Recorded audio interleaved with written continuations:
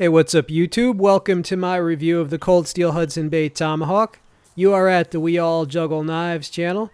Alright, and shout out to that bird that was going crazy in the background. The bird likes the hawk as well.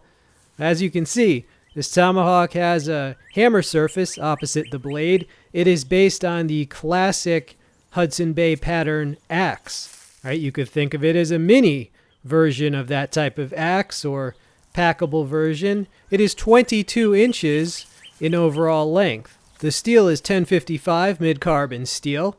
The handle is American hickory, right? And it is drop forged in Taiwan. The price on this was $42. However, I do expect that to eventually go down. Some of the older model cold steel hawks you can get for as low as $20. Right? They are a great value. I will include a link to this if you want to pick it up, and to the other cold steel Tomahawks, which we will see later in this video. Right, as you can see, I've added a paracord wrap to it for overstrike protection. It also can serve as a grip when I choke up, and it just makes it tactical, because if you want your item to be tactical, it must be wrapped in paracord. I've got a lot of usage footage coming up, but first I just want you to kind of see what we're working with here. Cold steel hawks are what I would call project hawks. They come, you could say, almost unfinished. I have sharpened mine, but when it arrived, it just was not very sharp. I would say it was almost an unfinished edge. So I'd recommend you sharpen yours. I sharpened mine with a work sharp just because that's very fast, and I was anxious to get out and actually test this out, right? So it's fast, a little bit crude. Another thing you should know, the head is not friction fit to the hawk very well at all. Cold steel, their hawk heads are wobbly, right? And they're actually held on by a single screw. All right, here's the usage footage. If you wanted to be able to make shavings as I'm doing there, again, you're going to have to sharpen it, right? You may want to remove the screw that holds the head on. If you're a bushcrafter, bushcrafters usually want to be able to remove the hawk head and use it separately, kind of like an ulu knife. All right, more shavings, more shavings. I did cut this footage just because you don't need to see freaking 5 minutes of shavings. But anyway, yeah, still, not as sharp as a knife, but there you go. That's good enough. We're going to light these. I'm going to use the hawk as a striker. No, I'm just kidding. I'm not going to do that. That's my Mora Garberg. This was my second attempt to light those shavings because it was very windy that day.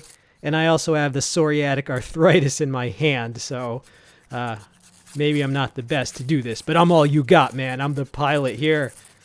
Sometimes people ask, why don't you hold the knife still and pull the fire steel towards yourself onto you know what I'm saying? Okay, the reason I don't do that is because when you're using a cheap fire steel, that can pull the steel out of its handle. All right, so there you go. We lit the shavings, right? And why do I have a cheap steel? You get them free with a lot of knives nowadays, and I don't want them to go to waste. All right, we got more hard use coming up. Got to make sure your fire's out, especially when it's windy. You don't want those embers, right? Safety first. I'm Mr. Safety. No, just kidding. All right, I'm going to do some carving, but first I have to size some pieces of wood. Yeah, see, batoning is not always about kindling or anything to do with fire necessarily. I do batoning like this. When you're basically going to carve something, it's useful to get the piece you're going to carve to be around the thickness that you want. So that's a good use of batoning. Right, that is, well, you see I got those 4 pieces to choose from. I will choose one of them and carve, right? And that is my Enzo knife from Finland. All right, so here is some carving, and this is another use of a tomahawk wherein I'm basically just using it like a woodworking hatchet. All right, so as you watch that carving, let me tell you more about the heads of these cold steel hawks. Basically, if you remove the screw, right, and take the head off, you have to friction fit it to the handle, which means you got to sand down the handle, and you have to file the the inside or the eye of the hawk and fit it to the handle. And there are many videos on YouTube on how to do that process if you're interested in friction fitting it to the handle, right? Some people also stain or even carve the handle, right? So there's a lot of opportunity for customization. Now, if you do that, you will be able to take the blade off the handle if need be and use it separately, right? Now, like I said, I sharpened this. When you sharpen your hawk, you're going to have to decide what kind of edge do you want. Do you want a fine edge? Do you want to thin it out? Do you want a broad edge? You know, how sharp do you want it? Right? Obviously, the thinner and finer the edge, the better it will be at things like carving or making shavings. But if your edge is too fine and if you thin it out too much and then you have to chop like hard wood, like some hard branches or something, you know, a thin edge is not the strongest edge. You can also convex the edge a little if you want, which I have done. So you're going to have to think, like, what type of edge do you want? So this is ripe for customization, but it's not really for noobs. But if you're just a normal person and not a bushcrafter, you might want to leave that. You'll probably want to leave the screw to hold the head on because you probably don't care about taking the head off. I always carry a knife with my hawk anyway. All right, that knife right there is Enzo Trapper from Finland. Everybody asks that. It's a knife you've seen in many of my previous videos.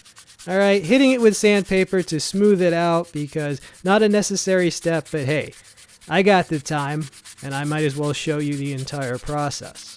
Now, about cold steel hawks in general, I think they offer great value. Like I said, some of the older models like the pipe hawk I got a few months ago, it's been around for a while, was only like $20. That is a very good deal. All right, so again, I'll include links to all those in the text description box, and you can check out the models. There is my handiwork. Oh, what are we making? Basically like a wooden needle or very, very narrow stake, right? And why do you always carve pointy things?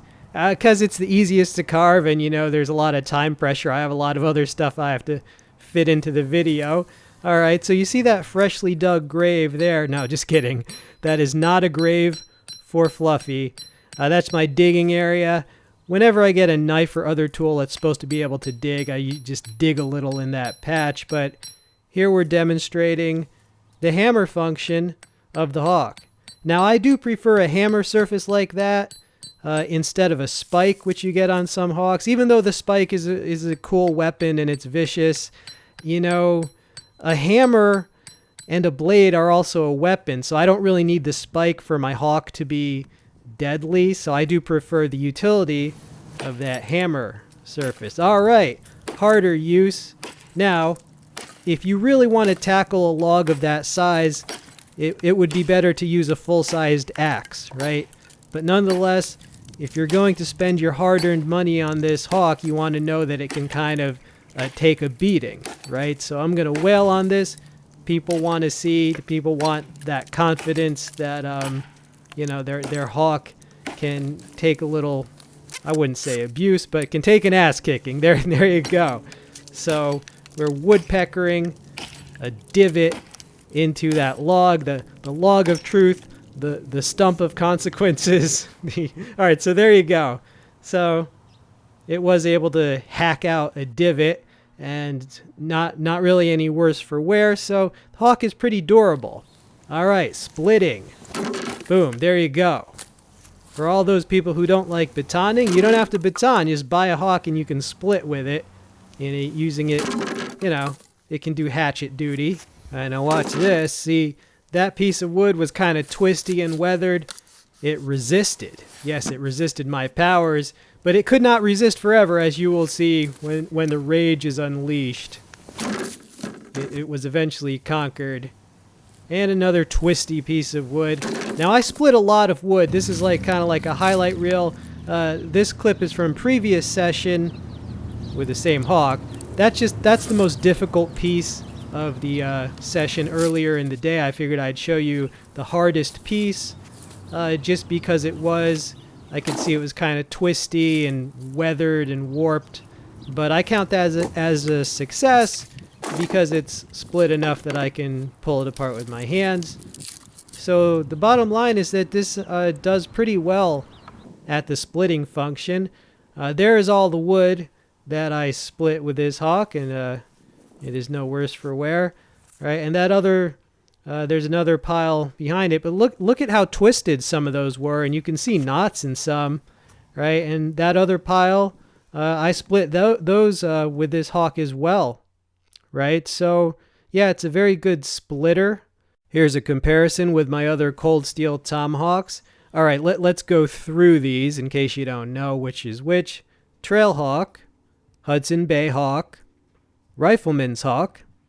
Next to that is the Spike Hawk, the Frontier Hawk, and the Pipe Hawk. Oh, and next to that is the Trench Hawk. All right, it's the only one I have that doesn't have the wood handle. Right, so these offer a lot of value. Like I said, sometimes you can get these as low as $20 for one. And so you could buy 5 of them and it would still be less expensive than one of my zero tolerance folding knives, right? Now, there are 3 that are not pictured because they're new, right? Check out my Trench Hawk. Yes, very well used. I've had that for years, right? But there are 3 new hawks. 2 of them are Spontoon hawks, which have a spike instead of a blade, right? So there is the 2 new Spontoon hawks and what they call the Weeping Heart Tomahawk, which looks a bit similar to the Spike Hawk, right? So those 3 new ones, I'm not sure if I'm going to be getting those or not, but I will include links to those in the text description box if you want to check out the 3 new Tomahawks. And of course, the Hudson, that's my Spike Hawk. Yeah, wicked. Good anti-zombie defense there, right? But the other new hawk, of course, is the Hudson Bay, which I felt was the most useful of Cold Steel's 4 new hawks, right? That is my Rifleman's Hawk. That probably is my favorite of all the Cold Steel hawks. It is the heaviest. It hits the hardest. If you're a very physically strong person, consider getting the Rifleman's Hawk because, hey, if you're strong, then the extra weight probably won't matter that much to you. All right, that is the Pipe Hawk, and I have to say, that is the nicest looking. To me, that is the nicest looking of all the Cold Steel hawks. It's fast and light. Yeah, either that and I would say the Spike Hawk is the second nicest looking, and it's a light and fast hawk. All right, now the Hudson Bay is in between the Rifleman's Hawk and the Trail Hawk as far as weight, right, and size. Final thoughts on the Hudson Bay Hawk. I like the utilitarian design. I'm very happy with the purchase. As I said, I do recommend it, but as I said, you should know it is a project hawk. You have to think how you want to do your edge, whether you want to friction fit the head to the handle, and also how you want to customize the handle. You know, a simple paracord wrap or, you know, intricate carvings, wood burning, people stain them. So it is a project hawk, but as a project hawk, it is an awesome project hawk, and at the end you'll have something you really enjoy that you made your own. All right, I hope you enjoyed this video. Check out the links in the text description box. They do help the channel, and I really appreciate you using them. This has been We All Juggle Knives. I'm out.